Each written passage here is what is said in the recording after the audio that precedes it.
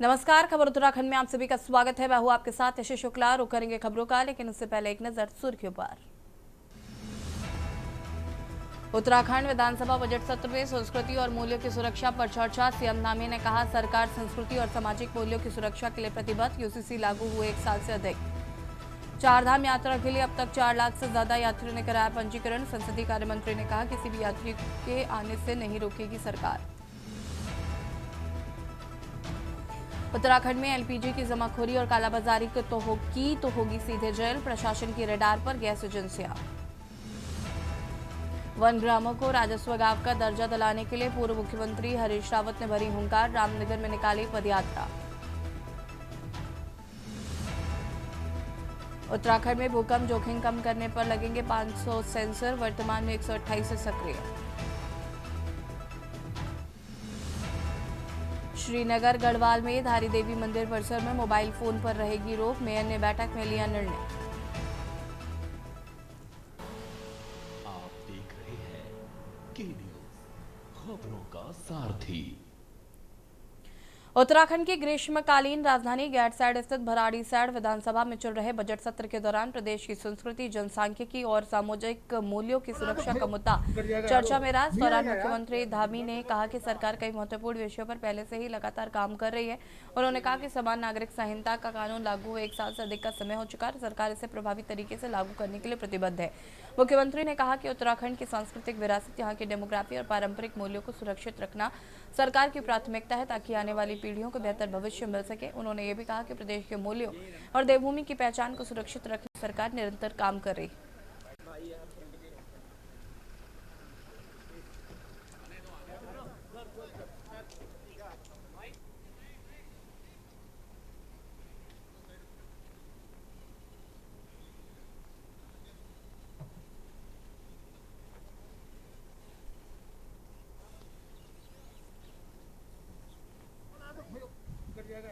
नहीं आएगा यार कितना मांगे सेम नहीं है।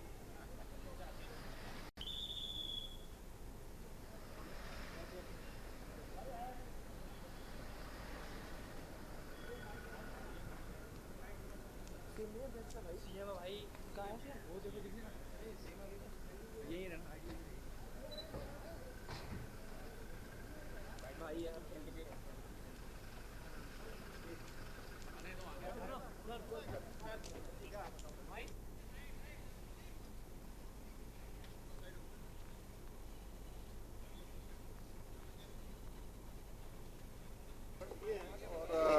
सदन के सामने रखा है, उनके विचार है। अरे माइक नीचे करो ना। हमारी सरकार काफ़ी सारे मुद्दों पर पहले से भी काम कर रही है। यूसीसी का कानून 1 साल हो गया, 1 साल से ज़्यादा समय हो गया लागू हो गया है। यहाँ की सांस्कृतिक, यहाँ की डेमोग्राफी, यहाँ की विरासत वो आगे चले, हमारे बच्चों को अच्छा भविष्य मिले। यहाँ पर किसी प्रकार का जो हमारे मूल्य हैं, देवत्व है, वो सुरक्षित रहना चाहिए। इसको लेकर हमारी सरकार प्रतिबद्ध है। और इस जो हमने सदन का समय यहाँ पर निर्धारित किया था, उसके अनुसार लगातार यहाँ पर सदन चला है। मैं सभी का धन्यवाद करता हूँ, सभी ने सदन चलाया है। सर एलपीजी पौड़ी गढ़वाल चारधाम यात्रा पर आने वाले लाखों श्रद्धालुओं एवं पर्यटकों को बेहतर अनुभव उपलब्ध कराने तथा धार्मिक पर्यटन को बढ़ावा देने के उद्देश्य से श्रीनगर स्थित प्रसिद्ध धारी देवी मंदिर परिसर को आकर्षक वॉल वॉशर लाइटिंग से सजाया गया है। आधुनिक तकनीकी से स्थापित की गई रंग बिरंगी रोशनी से मंदिर परिसर रात के समय अत्यंत भव्य और मनमोहक दिखाई दे रहा है। शाम ढलते ही मंदिर परिसर में जगमगाती रोशनी का दृश्य श्रद्धालुओं को और पर्यटकों को अपनी ओर आकर्षित कर रहा है और मंदिर के आध्यात्मिक गरिमा के साथ साथ उसकी सौंदर्यात्मक भव्यता भी और अधिक निखर कर सामने आ रही है।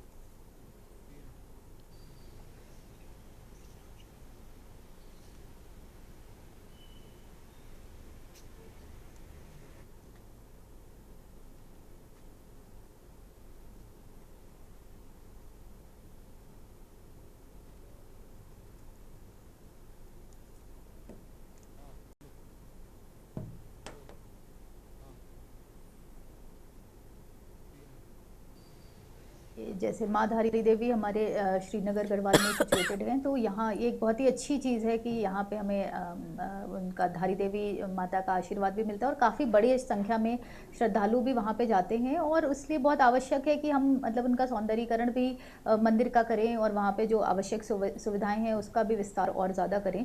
तो इसी के क्रम में हम लोगों ने इसके लाइटिंग के लिए एक प्लान बनाया था और जो हमारे पर्यटन अधिकारी और एसडीएम के माध्यम से फिर हम लोगों ने उसका पूरा प्रेजेंटेशन भी बनाया और उसमें जो हमारी वॉल वॉशर लाइट्स होती हैं उस प्रकार की लाइट्स वहाँ पे स्थापित कर ली गई हैं। तो अभी लगभग एक हफ्ते पहले वो काम कंप्लीट भी हो चुका है। गैरसैंण भराड़ीसैंण उत्तराखंड विधानसभा के बजट सत्र के दौरान गैस सिलेंडरों की कथित कालाबाजारी को लेकर विपक्षी कांग्रेस विधायकों ने जोरदार विरोध प्रदर्शन किया। कांग्रेस विधायकों ने आरोप लगाया कि प्रदेश में रसोई गैस सिलेंडरों की कालाबाजारी और बढ़ती कीमतों से आम जनता परेशान है, लेकिन सरकार इस पर प्रभावी कार्रवाई करने में विफल रही है। बजट सत्र के दौरान कांग्रेस विधायक सदन परिसर में इकट्ठे हुए और गैस सिलेंडर की कालाबाजारी के खिलाफ नारेबाजी करते हुए प्रदर्शन किया है। विधायकों ने कहा कि कई जगहों पर उपभोक्ताओं को निर्धारित दर से अधिक कीमत पर सिलेंडर खरीदने को मजबूर किया जा रहा है, जिससे आम लोगों की जेब पर अतिरिक्त बोझ पड़ रहा है।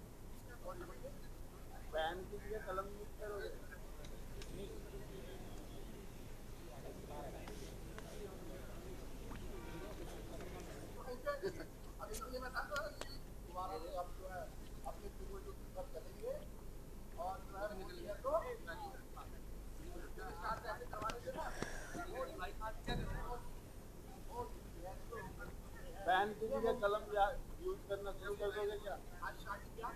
बैन की जगह कलम यूज करोगे? बैन की जगह कलम यूज करोगे?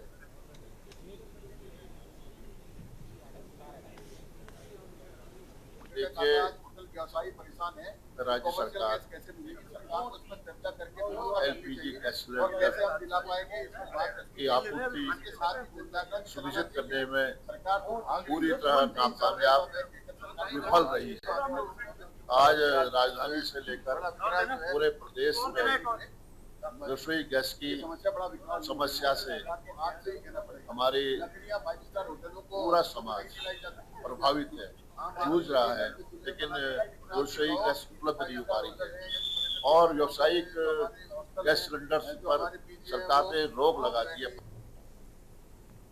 उत्तराखंड की ग्रीष्मकालीन राजधानी गैरसैंण स्थित भराड़ीसैंण विधानसभा में चल रहे बजट सत्र के 5वें दिन एलपीजी गैस की कमी को लेकर विपक्ष ने सदन में जोरदार विरोध प्रदर्शन किया। सरकार को इस मुद्दे पर घेरने की कोशिश की है। विपक्ष का आरोप था कि प्रदेश में कमर्शियल गैस सिलेंडरों की कमी से होटल, रेस्टोरेंट और अन्य कारोबार प्रभावित हो रहे हैं। वहीं इस पूरे मामले पर कैबिनेट मंत्री गणेश जोशी ने विपक्ष के आरोपों को खारिज हुए कहा कि विपक्ष एलपीजी गैस को लेकर विरोध कर रहा है, लेकिन ये एक राष्ट्रीय विषय है। उन्होंने कहा कि अंतर्राष्ट्रीय स्तर पर चल रहे युद्ध के कारण कई जगह गैस सप्लाई प्रभावित हुई है, लेकिन इसका भारत में कोई खास असर नहीं पड़ा।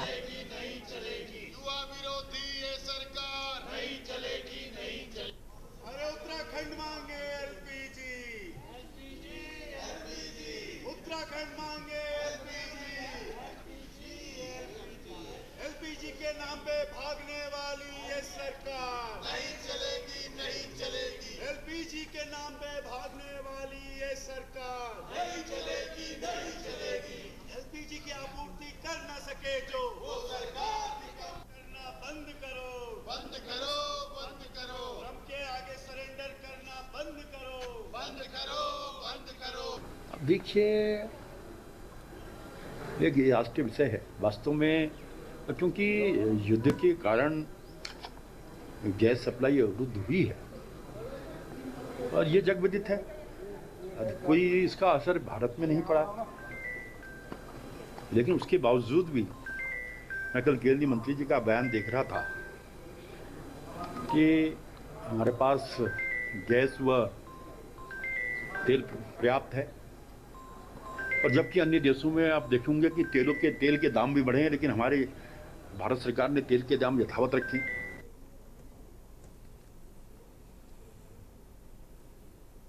हरिद्वार में अवैध खनन से जुड़े एक वायरल ऑडियो के सामने आने के बाद पुलिस विभाग में बड़ी कार्रवाई देखने को मिली है।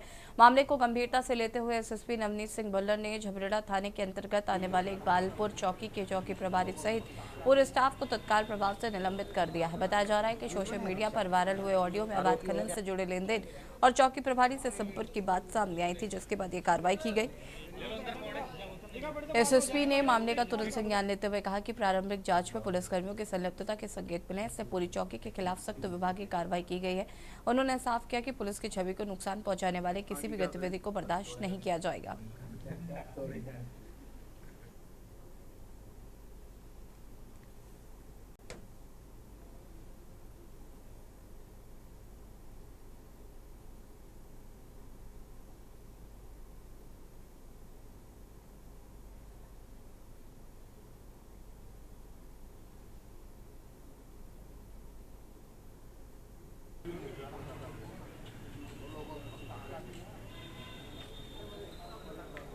है रिक्शा आरोपी हो गया।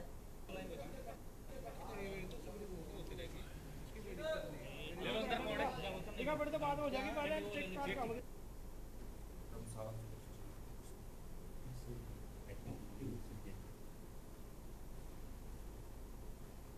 हाँ जी क्या करें?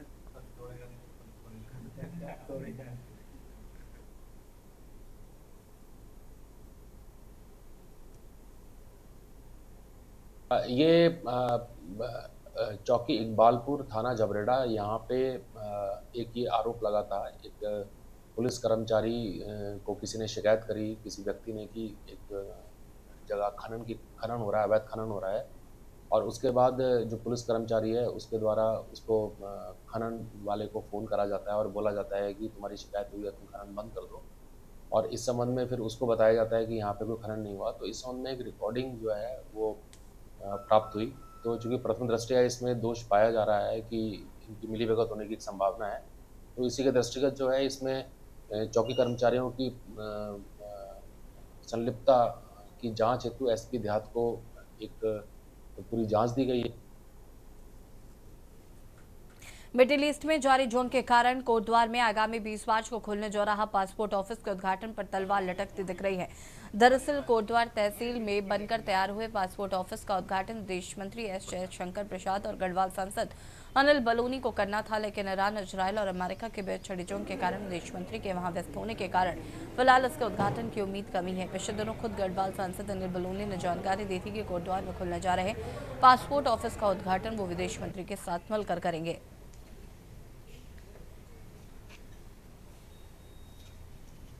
अभी खैर हम लोगों ने भी जो है न्यूज़पेपर या उनकी जो है जो हमारे माननीय जो सांसद महोदय हैं उनका भी एक न्यूज़ बाइट आई थी, तो उसी के बेस पर जो चल रहा था। लेकिन अभी हमारे पास इस पासपोर्ट ऑफिस उद्घाटन से संबंधित कोई ऑफिशियल अपडेट नहीं है, और जो भी ऑफिशियल अपडेट आएगा वो पासपोर्ट ऑफिस देहरादून के द्वारा जो है हमको सूचित किया जाएगा, और जब वो आएगा तो तब उसके बाद ही अपडेट दी जाएगी। सर अभी हमारे पास इस संबंध में कोई इनॉग्रेशन संबंधित अपडेट नहीं है। उत्तराखंड विधानसभा के बजट सत्र के दौरान बीजेपी विधायक अरविंद पांडे ने बजट की महत्ता पर प्रकाश डालते हुए विपक्ष की भूमिका की सराहना की है। उन्होंने कहा कि लोकतंत्र में मजबूत विपक्ष का होना जरूरी है और सदन में उठाए जाने वाले मुद्दे जनहित से जुड़े होते हैं। अरविंद पांडे ने कहा कि बजट केवल आय व्यय का दस्तावेज नहीं होता, बल्कि प्रदेश की विकास की दिशा तय करने वाला महत्वपूर्ण दस्तावेज है। बजट के माध्यम से सरकार अपनी नीति और योजनाओं को जनता तक पहुंचाने का काम करती है, इस पर गंभीरता से चर्चा होना आवश्यक है।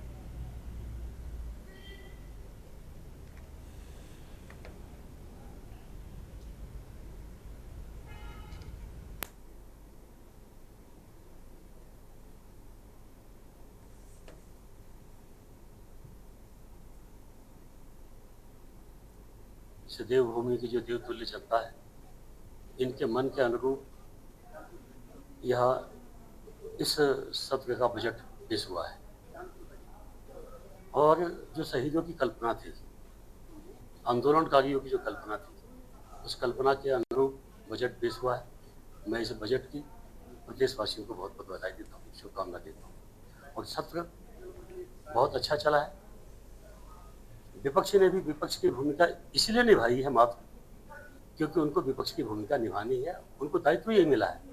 बजट वो भी जानते हैं कि यह ऐतिहासिक बजट है, सर्व कल्याणकारी बजट है, सर्वस्पर्शी बजट है।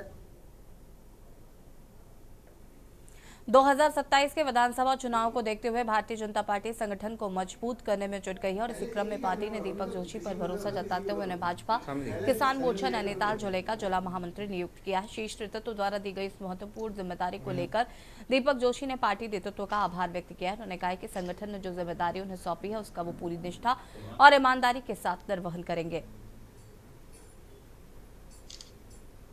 पहले एक ही कैमरे में रहो, नहीं तो किसी की नजर उधर किसी की उधर होगी।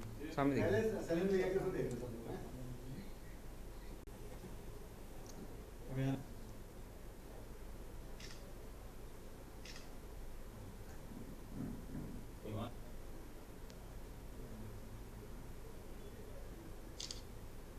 पहले एक ही कैमरे में रहो, नहीं तो किसी की नजर उधर किसी की उधर होगी। सामने पहले सलीम भैया के देख लो सब लोग हैं।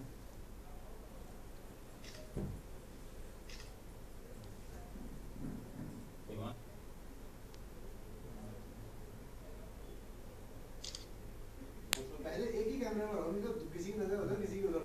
मैं भारतीय जनता पार्टी शीर्ष नेतृत्व, प्रदेश और जिला नेतृत्व का धन्यवाद आभार व्यक्त करता हूं कि उन्होंने मुझे भारतीय जनता पार्टी किसान मोर्चा में जिला महामंत्री का दायित्व दिया है। मैं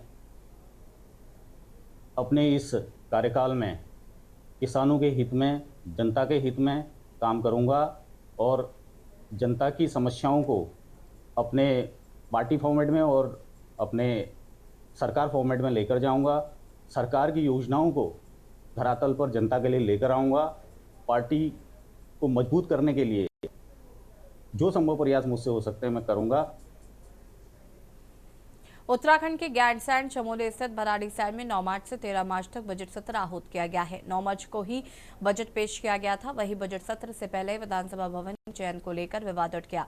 दरअसल बीजेपी के विधायक दिलीप रावत ने भवन को गलत स्थान पर बनाने से ऑक्सीजन की कमी, अत्यधिक ठंड और व्यवस्थाओं की दिक्कतों का मुद्दा उठाया था, जो बीते दिनों काफी चर्चा का विषय बना रहा। अब इसके बाद एक नया बखेड़ा धामी सरकार के सामने खड़ा हो गया है।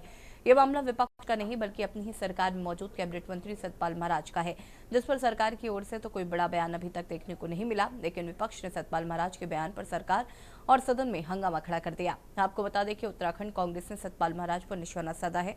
उन्होंने कांग्रेस सरकार के कार्यकाल के दौरान गैरसैंण में राजधानी से निर्मित जो निर्माण कार्य हुए उन्हीं का उपयोग अब उत्तराखंड के पर्यटन मंत्री सतपाल महाराज के अनुसार भविष्य में पर्यटन और व्यावसायिक गतिविधियों में किया जाने की बात कही गई है। देखिए रिपोर्ट। उत्तराखंड के पर्यटन मंत्री सतपाल महाराज ने सदन के बाहर भराड़ीसैंण स्थित विधानसभा भवन को वेडिंग डेस्टिनेशन के रूप में स्थापित किए जाने को लेकर बयान दिया। हालांकि सदन के भीतर विपक्ष के हंगामे के बाद महाराज अपने बयान से पलटते नजर भी आए। कांग्रेस प्रदेश अध्यक्ष गणेश गोदियाल ने कहा कि सदन के अंदर बयान न देकर बाहर बयान दिया गया। इसके बाद कांग्रेस पार्टी पर्यटन मंत्री सतपाल महाराज के खिलाफ आक्रामक हो गई। नेता प्रतिपक्ष यशपाल आर्य ने भी नाराजगी जताते हुए सतपाल महाराज के बयान पर सीएम धामी से स्पष्टीकरण मांगा है। आपको भी सुनाते हैं सतपाल महाराज का वो बयान जो अब चर्चा में बना हुआ है। ओटीपी हम बताए दें, क्या कहेंगे उनकी इस बात पर? मैं समझता हूं कि गवर्नर साहब ने बहुत ही प्रेरणादायक दिया और इस पूरे उनके भाषण में सभी की भावना जो है समाहित थी। गांव वाले की, छोटे आदमी की, किसानों की सारी भावना को समाहित करते हुए हमारे गवर्नर साहब ने जो है अपना संकल्प पढ़ा और अपना अभिभाषण पढ़ा। और निश्चित रूप में विपक्ष तो विरोध करता ही है, वो रहे, उनको भी रहना चाहिए था क्योंकि उनके लिए भी बहुत कुछ कहा गया है इसमें। और मैं ये भी आग्रह करना चाहता हूं कि आगे इसको डेवलप करने के लिए, वाइब्रेंट इसको एक डेस्टिनेशन बनाने के लिए मैंने विधानसभा अध्यक्ष जी से प्रार्थना की है कि इसको टूरिज्म को अगर ये मिल जाए तो हम इसको कॉर्पोरेट डेस्टिनेशन के रूप में डेवलप कर सकते हैं।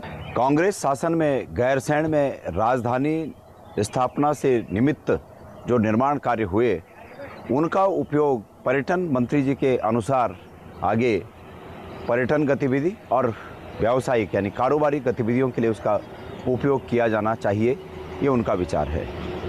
मेरे जैसे अनेक लोग जो भराड़ीसैंण में, गैरसैंण में उत्तराखंड की स्थायी राजधानी के रूप में सपने देखते हैं, उन सभी के दिलों पर इस वक्तव्य ने बहुत छेद किया, मतलब उन दिलों में बहुत पीड़ा हुई इससे।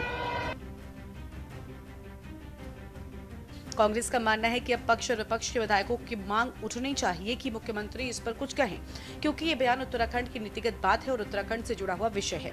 जब पर्यटन मंत्री सतपाल महाराज कांग्रेस की सरकार के समय मंत्री थे, तब राजधानी के निमित्त निर्माण के लिए उनका भी साथ मिला था। भाजपा में जाने के बाद उनके विचार बदल गए हैं। हकीकत में किसी व्यक्ति के नीतिगत विचारों में फर्क आना नहीं, बल्कि संगठन के विचारों का फर्क है। दरअसल सतपाल महाराज अब भाजपा के विचारों से ओतप्रोत है, तभी वो गैरसैंण विधानसभा भवन में पर्यटन और व्यावसायिक गतिविधियों को बढ़ाए जाने की बात कर रहे हैं। भाजपा इस बयान पर सफाई देते नजर आ रही है। सबसे बड़ी विडंबना उत्तराखंड राज्य बनने की ये रही है कि जो पहले प्रोटेम सरकार रही है वो बीजेपी की रही है और वहां पर जो मुख्यमंत्री रहा वो बाहर का रहा है, हरियाणा का रहा है। उसने यहाँ पर जो नीति स्थापित कर दी है, जो बीज उसने बो दिया, उसी का आज फल उत्तराखंड की जनता काट रही है और वो उनको चुभ रही है। जब इतना उत्तराखंड क्रांति दल के निरंतर आंदोलन के बाद किसी तरह कांग्रेस सरकार ने वहां पर राजधानी का निर्माण, वहां पर जो विधानसभा भवन बनाया तो था, लेकिन उस पर भी बीजेपी के भ्रष्टाचारियों की नजर है कि उसको एक जो है पर्यटक स्थल बना दिया जाए और उसको शादी बरातों के लिए मैरिज डेस्टिनेशन बनाया जाए और इससे जो पैसा आएगा वो फिर दिल्ली के खाते में, दिल्ली के झोली में चला जाए। जो जनता की भावनाएं न समझे वो कैसा जनप्रतिनिधि।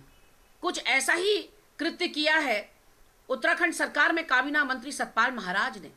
उत्तराखंड के जनमानस ने मांगा एक पूर्ण और स्थायी राजधानी। सन 2000 से मांगते मांगते आज 25 साल हो गए, हमारे पास एक पूर्ण और स्थायी राजधानी नहीं है। गैरसैंण शहीदों की, राज्य आंदोलनकारियों की और उत्तराखंडियों की भावना का फलक्रम है, उसका मुख्य बिंदु है, जिसके इर्द गिर्द पूरा राज्य का आंदोलन लड़ा गया। कोदा झिंगुरा खाएंगे, गैरसैंण राजधानी बनाएंगे, इस तरह के नारे लगे राज्य के आंदोलन में। और आज सतपाल महाराज का कहना है कि भराड़ीसैंण का विधान भवन खाली पड़ा रहता है तो उसको शादी ब्याह के लिए और कॉरपोरेट कंपनीज को किराए पर दे देना चाहिए। नहीं, देखिए, सतपाल महाराज जी ने जो बयान दिया था वो उनका अपना निजी बयान है, उनकी अपनी निजी भावनाएं हैं। सतपाल महाराज चूंकि पर्वतीय क्षेत्र का ही प्रतिनिधित्व करते हैं, विशेषकर उसी क्षेत्र का प्रतिनिधित्व करते हैं। गैरसैंण का जो नैसर्गिक सौंदर्य है उससे अभिभूत होकर उन्होंने कहा कि हमने इसका इस्तेमाल इस पर भी कर सकते हैं। कोई विधानसभा का ही इस्तेमाल करने की बात नहीं की थी। गैरसैंण का जो पूरा क्षेत्र है उस क्षेत्र की बात उनकी, क्योंकि चमोली जिले में पर्यटन की अपार संभावनाएं हैं। आपको बता दें कि प्रदेश बने 25 साल पूरे हो चुके हैं, आज भी इस प्रदेश को स्थायी राजधानी नहीं मिल पाई है। शुरू से पहाड़ की जनता चाहती है कि गैरसैंण को इसका दर्जा मिल सके। अभी से यहाँ किसी को ठंड और ऑक्सीजन की कमी महसूस होती है तो कोई चाहता है कि यहाँ वेडिंग डेस्टिनेशन का रूप दिया जाए। अब ये फैसला सरकार का है, जिस पर नई जंग शुरू हो चुकी है। विपक्षी दल का मानना है कि सरकार को इस विषय पर तत्काल स्पष्ट करना चाहिए कि क्या वो वास्तव में विधानसभा जैसे पवित्र संस्थान को पर्यटन और व्यावसायिक आयोजनों का स्थल बनाना चाहती है। उत्तराखंड की जनता इस विषय पर सरकार से साफ जवाब चाहती है। Uttarakhand desk report. और खबर उत्तराखंड में फिलहाल इतना ही। देखते रहिए के न्यूज़ इंडिया। नमस्कार।